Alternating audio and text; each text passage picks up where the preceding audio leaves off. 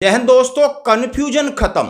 अब अभी आप टोल प्लाजा यानी आप यदि फोर व्हीलर में जा रहे हो तो आपको किसी से झगड़ा करने की जरूरत नहीं है और ये फाइनल ऑर्डर है, बिल्कुल क्लियर है। दूध का दूध और पानी का पानी है।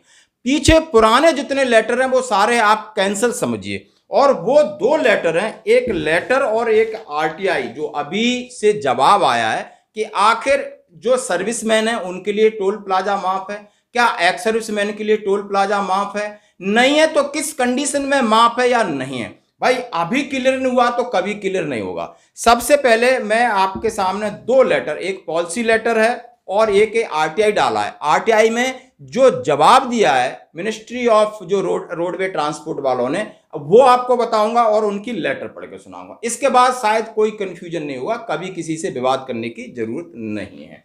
और इसमें लिखा है भारतीय राष्ट्रीय राजमार्ग प्राधिकरण, national highway authority of India का ये लेटर है, फरवरी 2023। और ये आरटीआई डाल के जवाब मांगा है कि information required under RTI act 2005 regulation, RTI registration number NHAIIN RE 502 31/1/2023। Please refer your RTI request dated 31 January 2023 address to undersigned regarding supply of information under RTI Act 2005 the requisite information sought under RTI given as below। क्या मैं आपके RTI Act 2005 के तहत जो आपने सवाल किया उसका मैं आपको जवाब दे रहा हूं।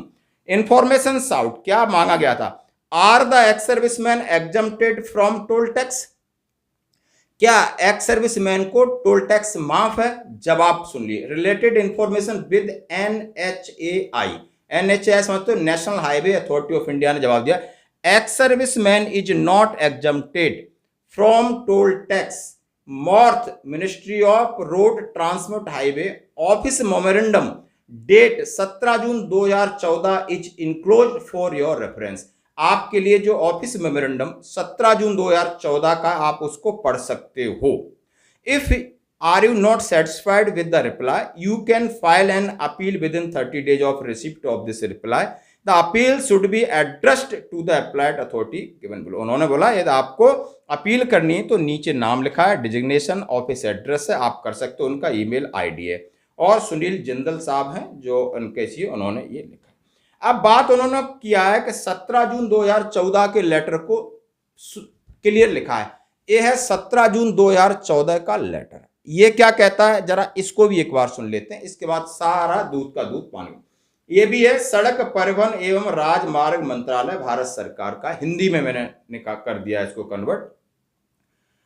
अब इसमें लिखा है कि जो आरटीआई है, जो जानकारी ली गई है उसके बारे में मैं बता देता हूं कि राष्ट्रीय राजमार्ग शुल्क और संग्रह का नियम 2008 के नियम B के संशोधित रक्षा मंत्रालय द्वारा आधिकारिक उद्देश्यों के लिए उपयोग किए जाने वाले वाहन शामिल हैं जो प्रावधानों के अनुसार छूट के पात्र हैं।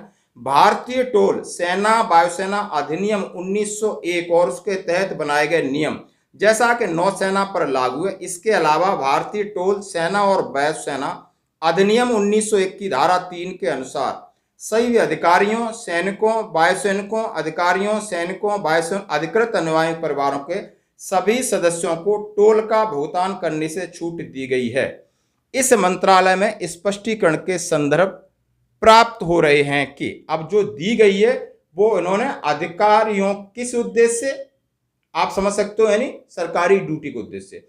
भारतीय टोल सेना और वायुसेना अधिनियम 1901 और नियमों के तहत वहां छूट दी गई केवल सेवारत व्यक्तियों के लिए उपलब्ध है और वह केवल सरकार के उपयोग पर वाहन इस्तेमाल करते हैं। पहले तो आप समझिएगा ये सर्विंग के लिए, जो कि सरकारी ड्यूटी के लिए निजी वाहन या सरकारी वाहन का इस्तेमाल कर रहे हैं उनके लिए छूट है।